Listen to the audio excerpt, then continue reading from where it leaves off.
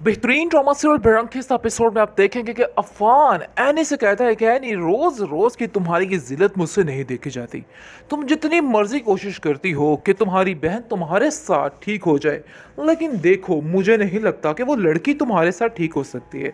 उसके दिल में पता नहीं क्या नफरत क्या मैल बचपन से तुम लोगों ने भरी हुई है, और वो निकलने का नाम ही नहीं ले रही। जिस पर एनी कहती है कि नहीं ऐसी कोई बात नहीं है, वो सिर्फ और सिर्फ परेशान है जिसकी वजह से ये सब कुछ कर रही है। खैर बात तो हकीकत है कि जब कि उसकी शादी हुई है उसने परेशानियों के अलावा क्या देखा है, इसलिए वो कैसे सुकून कर सकती है।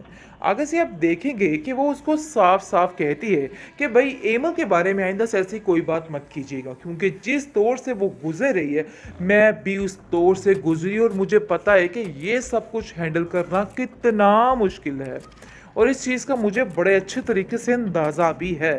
खैर आप देखेंगे कि एनी जो है वो कहती है एमल को कि एमल तुम परेशान मत हो, मैं तुम्हारे साथ हमेशा रहूंगी और तुम्हारा साथ देती रहूंगी।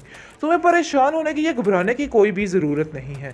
देखो इस तरह की टेंशनें पालनी छोड़ दो, और वैसे भी वो लोग क्या चाहते हैं, उन लोगों ने तो कोई कसर नहीं छोड़ी है हमारी सासू माँ को गिराने में। इसलिए तुम फिक्र मत करो, और हम दोनों को मिलकर इन दोनों का मुकाबला करना होगा, क्योंकि ये इतनी खतरनाक औरतें हैं कि मैं तुम्हें जितना बताऊं उतना कम है। जिस पर वो कहती है कि मुझे अब किसी से कोई गर्ज नहीं है। जिस पर वो कहती है कि गर्ज की बात नहीं है, एक रिश्ता तो तुम्हारा है ना, तो फिर तुम कैसे इस चीज़ को जुटला सकती हो कि तुम्हारा तुम्हारी सास के साथ कोई रिश्ता ही नहीं है। अरे वो शहर यार की माँ है, समझने की कोशिश करो, जो उनके चुंगल में फंसी जा रही है, और हमारा फ़र्ज़ बनता है कि उनके चुंगल से निकाल कर उनको ज़िंदगी को सुकून दे सकें, क्योंकि उन्होंने बड़ा दुख और बड़ी परेशानी देखी है। इस चीज़ का शायद हमें अंदाज़ा नहीं हो रहा, लेकिन वो बड़े अच्छे तरीके से अंदाज़ा करें वो किस दौर से गुजर रही हैं। इसलिए हमें जितनी जल्दी हो सके ये काम करना ही करना है। खैर ये चीज़ में कामयाब नहीं हो सकती है। फ़िलहाल तो फ़ाकरा बहुत परेशान है, क्योंकि उसको और कोई ऑप्शन नज़र नहीं आ रहा, और उसको आज आकर एमल और एनी ही नज़र आ रही हैं, क्योंकि उसने बहुत ज़्यादा बुरा सलूक किया है जो आगे आकर इन इसके दुखों में बदल चुका है। लेकिन आप देखेंगे कि वो अफ़ान को बुलाती है और अफ़ान से कहती है कि देखो अफ़ान, मैं चाहती हूँ कि हम जाकर एमल से माफ़ी मांगें, बल्कि मैं जाके एमल से माफ़ी मांगूँ, क्योंकि मैंने जो कुछ उसके साथ किया है आज मुझे इन सब बातों का बहुत ज़्यादा अफसोस है, और मैं चाहती हूँ कि जाकर सारी बातों को क्लियर किया जाए और उनसे माफ़ी मांगी जाए। जिस पर आप देखेंगे कि फ़ान काफ़ी खुश होता है और कहता है कि ये आज आपने पते की बात की है, और बहुत ही ज़बरदस्त बात की है, ऐसा ही होगा जैसे आप चाह रही हैं।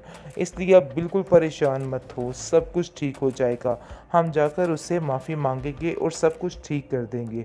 जिस पर आप देखेंगे कि वो काफ़ी खुश हो जाती है। लेकिन फ़ाकरा कहती है कि मुझे समझ नहीं आ रही कि आयमा और दुर्दाना इतनी रूठी रूठी क्यों हैं। जब मैं हक का साथ दे रही हूँ तो ये लोग कैसे मुझसे मुँह फेरे हैं, लेकिन जब मैं इनकी साजिशों इनकी चालों में इनकी मदद करती थी तो ये लोग कैसे मेरा साथ देते होते थे। लेकिन देखिए अब इन लोगों को कोई परवाह कोई फ़िक्र नहीं रही, बल्कि ये लोग अब ऐसे बदीद हो चुके हैं कि अब मुझसे आंखें कतराने लग गए हैं। मुझे तो ऐसा लग रहा है कि कोई गड़बड़ ही ना हो जाए। इस पर अफ़ान कहता है कि आप क्यों इन बातों की टेंशन ले रही हैं। देखिए ऐसा कुछ भी नहीं होता है, सब कुछ ठीक हो जाएगा, और आपको बिला वजह इन बातों को लेके परेशान होने की कोई भी ज़रूरत नहीं है, क्योंकि मैं इन पर अपनी पूरी नज़र रख रहा हूँ, और आप फ़िक्र मत करें, सब ठीक हो जाएगा। इसलिए टेंशन मत लें, और सिर्फ़ अपनी माफ़ी तलाफ़ियों पे ध्यान दें। जो गुनाह किए हैं बस उनको अपने ज़हन में रखें और सबसे माफ़ी मांगती फिरें, बस यही अब आपका एक काम है। बेहतरीन ड्रामा सीरियल बरंग के इस एपिसोड में आप देखेंगे कि अब जाकर फाखरा को इस चीज़ का अंदाज़ा हो रहा है कि उसने जो कुछ भी एमल के साथ किया है बहुत ही गलत किया है। खैर आप देखेंगे कि अफ़ान उसको इस चीज़ का एहसास दिला चुका है कि उसको वाकई में एमल की बात मान लेनी चाहिए और उन लोगों के पास जाना चाहिए, क्योंकि आप जानते हैं कि अफ़ान बहुत ही पॉजिटिव माइंड बंदा है, और बस यही बताने की कोशिश कर रहा है कि मेरी माँ सही बंदों की पहचान कीजिए और इन गलत लोगों से ज़रा दूर ही रहिए, इन पर फासला ही रखिए। जिस पर आप देखेंगे कि वो कहती है हाँ बात तो तुम्हारी बिल्कुल ठीक है, मुझे ऐसा ही करना है और मैं ऐसा ही करूँगी। दुर्दाना किसी हद तक भी जा सकती है, इसलिए आयमा को कहती है कि देखो आयमा, अब हमें और रास्ता अपनाना होगा। ऐसा ना हो कि कल कला एमल इस घर में दोबारा आ जाए और फिर तुम्हारे हाथ में कुछ भी नहीं आने वाला। बड़ी चालाकी और बड़ी होशियारी के साथ अब हमें ये सारी चीज़ें हथियानी होंगी।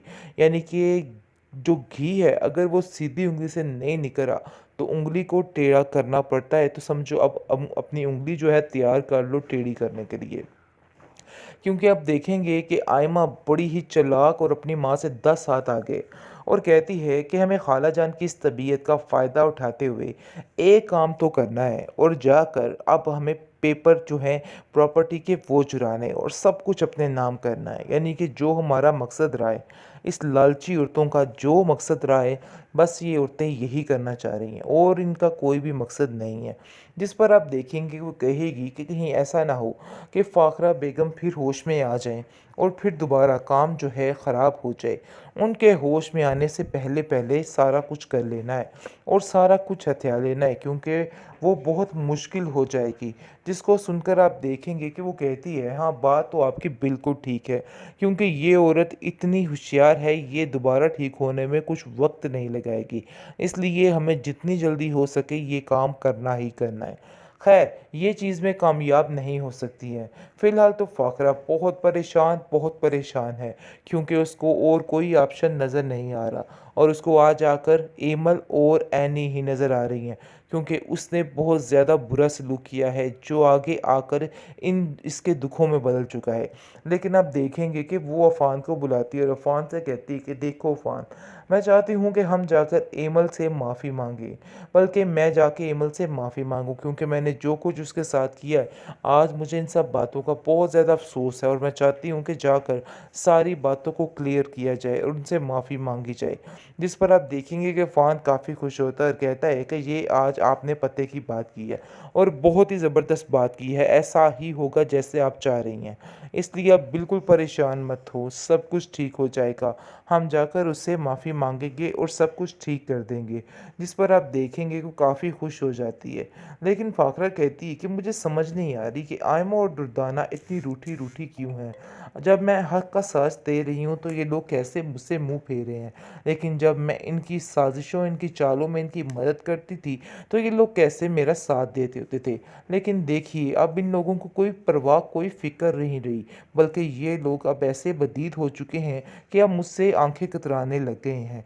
मुझे तो ऐसा लग रहा है कि कोई गड़बड़ ही ना हो जाए। इस पर अफ़ान कहता है कि आप क्यों इन बातों की टेंशन ले रही हैं।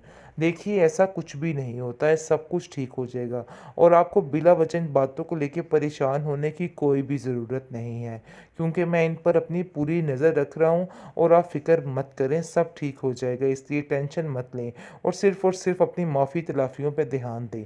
जो गुनाह किए हैं बस उनको अपने ज़हन में रखें और सबसे माफ़ी माँगती फिरें। बस यही अब आपका एक काम है।